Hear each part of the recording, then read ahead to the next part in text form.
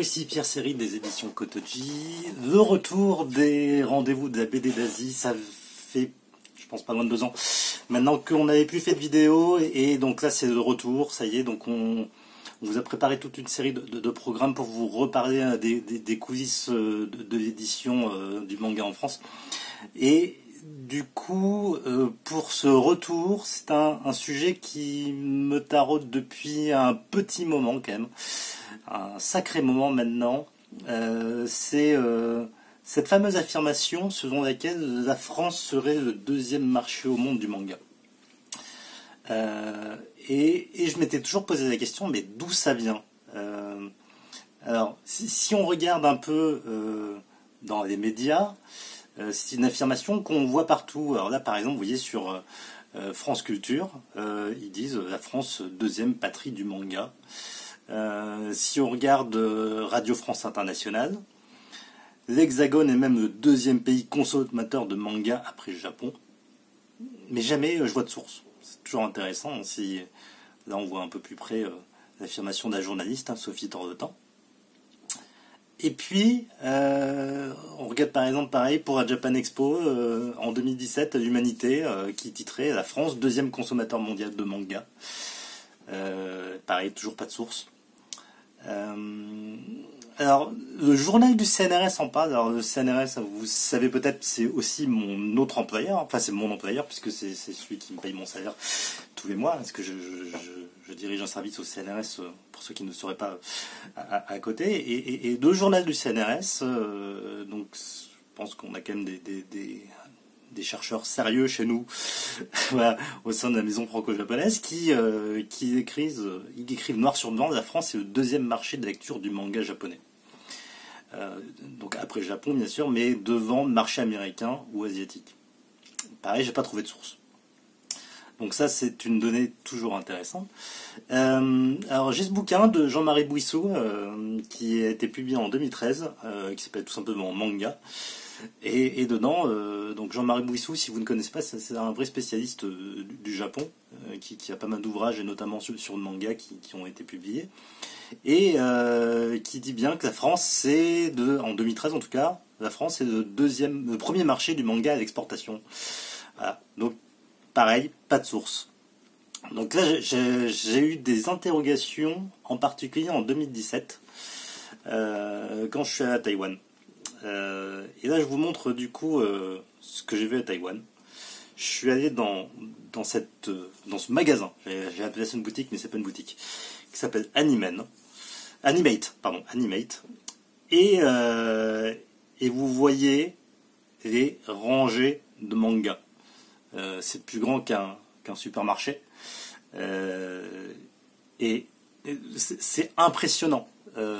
Ce qui était aussi intéressant quand je suis allé à Taïwan, alors attention, parce que j'étais à Taïwan, j'étais à Taipei, donc qui est la capitale du Japon. Comme je dis souvent que Paris n'est pas la France, Taipei n'est pas non plus Taïwan. Néanmoins, à Taipei, Taïwan c'est un pays de 26 millions d'habitants si je ne me trompe pas. Et quand je vois la culture manga, enfin d'un point de vue iconographique qui était partout, je me suis dit, c'est quand même intéressant. Et puis quand on voit ces rangées de mangas dans tous les sens, je me dis, il y a une vraie culture du manga là-bas. Là, je vous montre des vidéos d'Animate, mais je me suis baladé partout dans Taipei, où on trouvait des mangas à peu près partout. Ce qui est loin d'être le cas chez nous. Et pour un pays qui est 2 fois plus petit que le nôtre, mais qui en même temps, manifestement, vend beaucoup plus de mangas par rapport au nombre d'habitants. Et je me suis même posé la question, finalement, quand je vois ça, est-ce que, au final, on ne vend pas plus de mangas tout court à Taïwan? Donc ça, pour moi, c'est une véritable interrogation, et pour laquelle, finalement, j'ai pas de réponse aujourd'hui. Alors, je me suis dit, tiens, regardons des éléments objectifs pour voir finalement qu'est-ce qui détermine que la France peut être le 2e marché du manga au monde. Alors j'ai regardé d'abord des estimations, en tout cas tout ce qui est une astérix, ce sont des estimations, ce ne sont pas des chiffres réels, sur les ventes de mangas dans le monde en 2018. Bon, on voit qu'on en vend 316 millions au Japon. En Corée, j'étais parti du chiffre d'affaires du manga sur une étude que j'avais trouvée, et puis j'ai fait un calcul en fait en fonction du prix d'un manga. Si vous avez besoin des sources, je peux vous y fournir pour ceux que ça intéresserait. J'ai fait la même chose pour Taïwan, et donc c'est vrai qu'en Corée, j'ai estimé, grosso modo, hein, qu'on vendait pour 140 millions d'euros. Non, pardon, pour 140 millions d'exemplaires de manga. Alors, manga, manhwa, mélangé, je ne sais pas. Ça, c'est une vraie question. Quant à Taïwan, on en vend à peu près 20 millions. Et quand en France, on en vend 16 millions. Donc, on voit quand même qu'on est au-dessus d'Italie, des États-Unis, de l'Allemagne, en termes de volume de vente. Sur la Chine, c'est hyper compliqué de trouver des chiffres. Tout ce que j'ai vu en tout cas, c'est qu'il y a un chiffre officiel d'un business du manga et de l'animation qui est autour de 22,2 milliards de dollars. Milliards de dollars. Et donc quand on fait des estimations à vue de nez, une part du bouquin, une part de ce qui est animation, ouais, je me suis dit, grosso modo, on attend des volumes extraordinaires en Chine. Suppositions qui sont basées sur des indicateurs objectifs, hein, mais qui ne sont que issus de mes calculs à vue de nez. Néanmoins, moi, ces paramètres me paraissent assez cohérents pour dire en tout cas qu'on vend largement au-dessus de 16 millions d'exemplaires de manga en Chine, et 16 millions qui est le chiffre référence en France.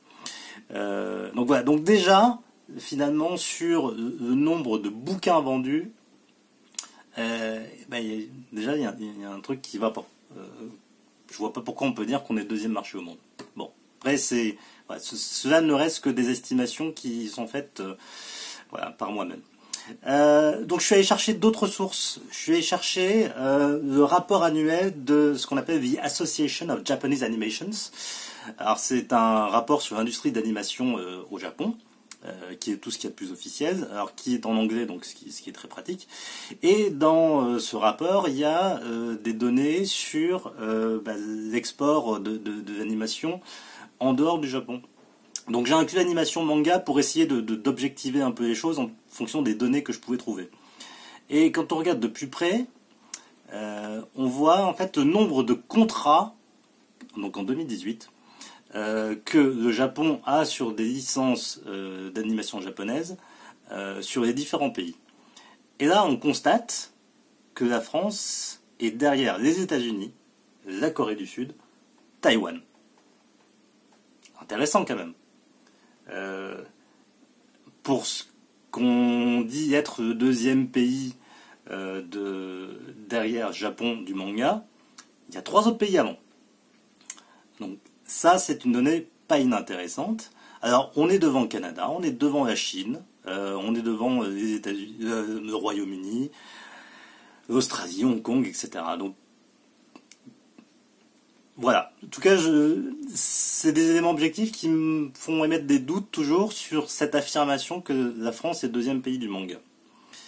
Un autre élément que j'ai voulu regarder, c'est finalement les conventions dans le monde. Je me suis dit, tiens, alors au-delà du nombre de bouquins vendus, peut-être qu'on peut regarder culturellement comment c'est ancré. Un des indicateurs pour moi, c'est finalement tout ce qui est convention manga. Et c'est intéressant parce que, bon, pareil, la Japan Expo qui se targue d'être un des plus grands événements au monde sur le manga, en gros, c'est 250 000 personnes par an. Sauf que quand je regarde effectivement qu'à Taïwan, Comic Exhibition, c'est 560 000 personnes qui y vont. Le Comiket au Japon, bon, c'est 570 000, mais c'est au Japon. À Hong Kong, à Nikon, c'est 730 000 personnes. Hong Kong, c'est 6 millions d'habitants. Je veux dire, à un moment, c'est un truc... Et le SICAF en Chine, qui réunit plus de 2 millions de personnes. Ça interroge. On voit quand même qu'en Italie, ça augmente. On a Romix qui a 200 000 personnes qui vont. Donc voilà. Donc, en tout cas, on est au-dessus des manifestations qu'on a aux États-Unis. une vraie interrogation sur la Corée, j'ai pas trouvé de données.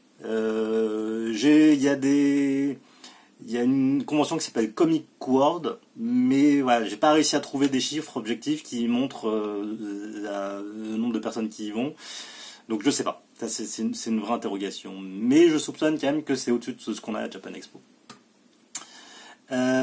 Autre indicateur que je suis allé chercher, je me dis tiens, bon ok, c'est ancré dans la culture, regardons les grands succès au cinéma de l'animation japonaise et les chiffres au box-office. Ça c'est une donnée qu'on trouve assez facilement.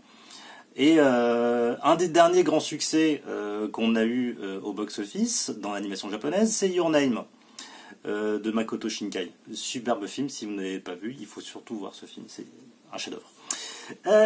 Et quand on regarde les chiffres du box-office mondial, en Chine, Your Name a fait 83 millions de dollars au box-office. Contre l'équivalent de 1 412 000 dollars en France. Le film a eu plus de succès en Corée, aux États-Unis, à Taïwan, juste sur le premier week-end. Sur le premier week-end, j'ai pas trouvé les autres données pour Taïwan, mais sur le premier week-end à Taïwan, ils ont fait 2 millions de dollars de chiffre d'affaires contre 1,4 million en France sur toute la durée de la projection du film. On est au-dessus de l'Allemagne quand même, pas anodin. Quand même. Donc pareil, autre indicateur qui m'interroge, intéressant. Puis un autre grand succès, série historique, Dragon Ball, le dernier Dragon Ball Super Broly, que j'ai pas vu, mais je suis un peu moins fan. Mais pareil, quand on regarde les données objectives du box-office, aux États-Unis, c'est un film qui a fait plus de 30 millions de dollars au box-office. Au Mexique, il en a fait 10 millions. De dingue. En France, on tourne autour des 4 281 000 dollars au box-office. Brésil n'est pas loin derrière nous. Italie un peu en dessous. En Corée, par contre, ça n'a pas très bien marché, a priori, de ce que j'ai vu. Donc c'est... pareil, peut-être que pas marché, le film était parti directement en vidéo en Corée, mais voilà. Tout ça pose des interrogations. Donc, voilà, j'en ai fini en tout cas avec mes données statistiques que j'ai pu trouver. En tout cas, moi j'aimerais avoir votre avis là-dessus, sur cette fameuse affirmation que la France c'est vraiment le deuxième marché du manga. Et j'aimerais aussi avoir les sources des gens qui l'affirment. Ça m'intéresse. Donc si vous connaissez des journalistes qui sont spécialisés là-dedans, je suis très intéressé. Voilà, donc en tout cas, en conclusion, moi, je considère que la France n'est pas le deuxième marché du manga au monde. Donc, à partir de ces critères objectifs. Qui est le deuxième, je ne sais pas. Peut-être la Corée, peut-être la Chine. Mais en tout cas, pour moi, c'est pas la France. Ou en tout cas, si c'est la France, qu'on me dise en quoi c'est la France. Et là, je veux bien y réfléchir à la question. Voilà. Bon, pas de réponse très précise, mais en tout cas, des questions qui se posent. Et j'espère que c'est un sujet qui vous intéresse. Et s'il y en a qui veulent réfléchir avec moi sur ce sujet, d'un point de vue strictement intellectuel, puisque à part ça n'apporte strictement rien au marché, rassurez-vous.